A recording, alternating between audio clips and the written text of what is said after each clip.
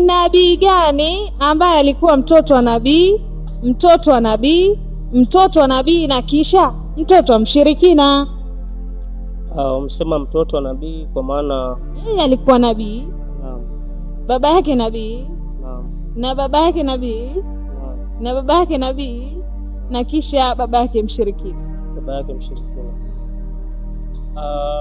Kwa uchache wa elimu yangu tuseme kwamba watoto wote kuanzia kutoka kwa baba yetu Adam alayhi salatu wassalam. Sasa kwa ufahamu wangu mimi, mtoto ambaye alikuwa baba yake ni mshirikina ni Nabii Ibrahim alayhi salatu wassalam, ambaye alitokea kwa mzee Azar, ambaye yule Azar ambaye alikuwa amelelewa na mzee Ibrahim akawa anatengeneza masanamu. Kwa sasa ile historia, sina historia ndefu sana kwa sababu sijazamia sana huko, lakini kwa ufahamu wangu mchache najua Nabii Ibrahima ndo katokea kwa mzee Azar, na yule Azar alikuwa ni mshirikina ambaye anatengeneza yale masanamu anayauza, ikawa anamnasihi mpaka ikafikia sasa Ibrahima akahama pale akaenda mpaka Baitul Maqdis mpaka kafika Maka, akazaliwa Ismaili na Ishaqa.